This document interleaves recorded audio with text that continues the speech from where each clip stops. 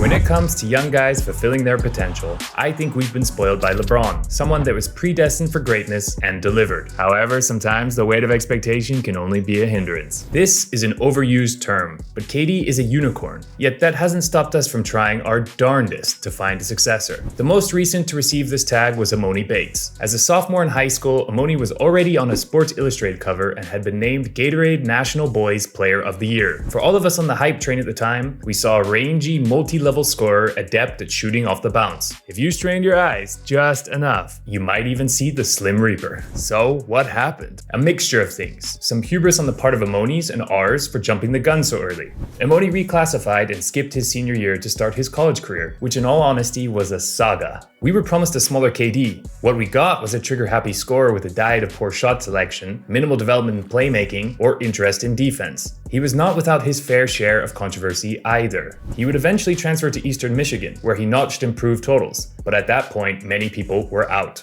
Prior to the 2023 draft, scouts were even quoted as saying Emoni is, quote, not even on our board. Now, he'd eventually go in the second round as the 49th overall pick, and he made the All-Summer League second team this summer. It's almost like I've got to prove myself.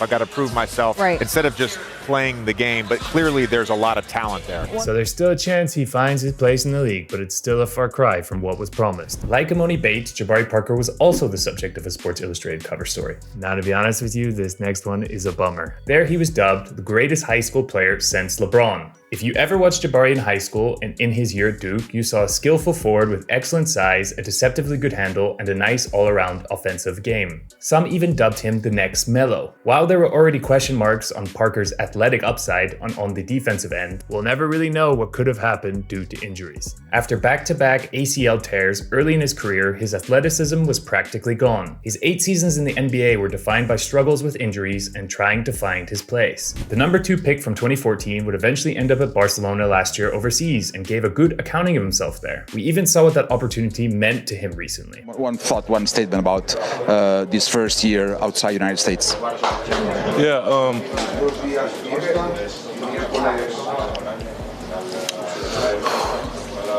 So despite the adversity, I hope this ends up being a good spot for Jabari, and like me, you'll be rooting for him at Barca. Now, Parker was not the only fabled prospect that was crudely afflicted by the injury bug. Back in the day, Greg Oden was a can't-miss center prospect. The next, Shaq. If you want fun in your life, check out Greg Oden's high school mixtapes. It is akin to a 30-year-old grown man being transplanted into a high school game, bullying teenagers. While it was fun to see a freshman 7-footer dominate as soon as he stepped out on court, it was also the source of his problems. In 6th grade, Oden had an explosive growth spurt which popped his hip. After a difficult surgery to repair it, Oden would live the rest of his life with one leg shorter than the other. It is supposed that this imbalance was what led to the constant knee problems that plagued his short NBA tenure. So while Oden had the size, the skill, and the athleticism to be an NBA great, he never had the body to sustain it. Now, as a much younger man, I, like many of you, were duped by the appeal of Thon Maker. In many ways, Thon was the first KD pretender that took the internet by storm. A 7-foot Sudanese dream that some were comparing to 2 Hall of Fame Kevins.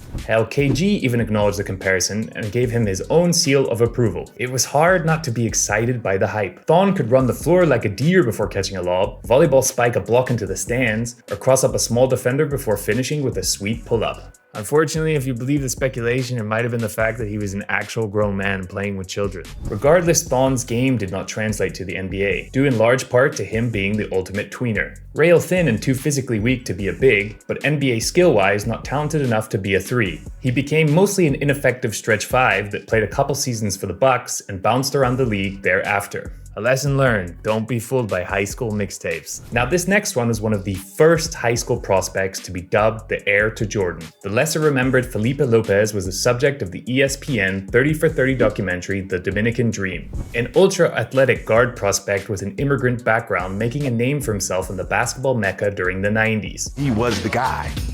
It wasn't even close, man. He was LeBron before LeBron. Wherever Filipe went, he was trailed by legions of Dominicans who packed into venues to see him play. It was even said, in large part due to this support, that Filipe was the most hyped prospect in the history of New York City. Unfortunately for Lopez, his game never really adapted to the collegiate level for St. John's. While he was the 24th pick in 1998, he struggled on the fringes of the NBA for a few seasons before an injury ended it prematurely. Despite this, Filipe is still an icon in the Dominican community and contributes through activism and through his non-profit, which helps underprivileged Dominican youth. So by anyone's account, still a winner. Have you ever heard of Shea Cotton? Probably not, but he's certainly remembered by the legends of his era. He was one of the coldest young kids I ever seen. I was 1 year older than him. This was I was chasing for like years. In the 6th grade, layup line.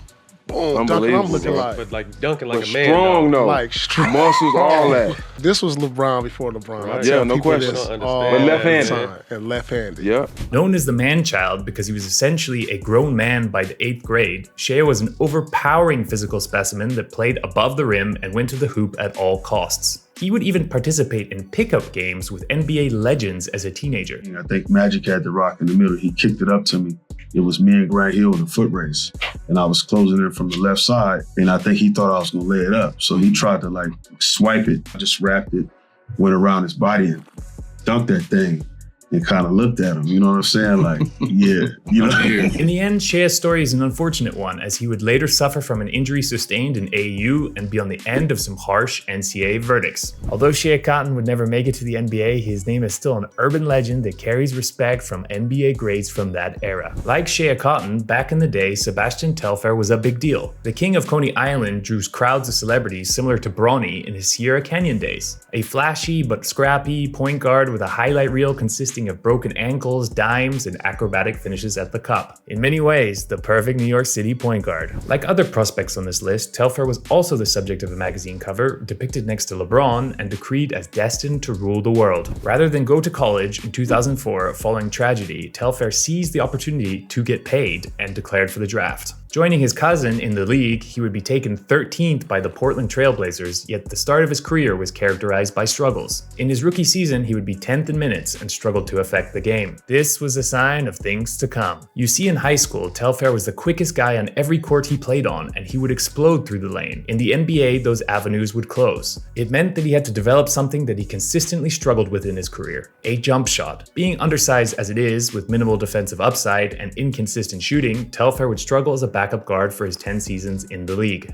A solid, if not unremarkable career, but far from the takeover that was envisioned. Ultimately, when it comes to the NBA, there are many reasons why prospects don't work out. Sadly, some people peak too soon, maybe they went down the wrong path or took the wrong advice, or sometimes their bodies betray them. In today's digital age, the main thing that's changed is our access. Prospects generate thousands of clicks, impressions, video clips, mixtapes, and message board takes. By the time many kids get to high school, they will have national reputations. But keep this in mind, being an NBA great isn't predetermined. Every path is paved with equal parts opportunity, hard work, and even luck. So that's my list. Let me know in the comment section what you think and if I missed anyone out. And don't forget to like and subscribe for more NBA content.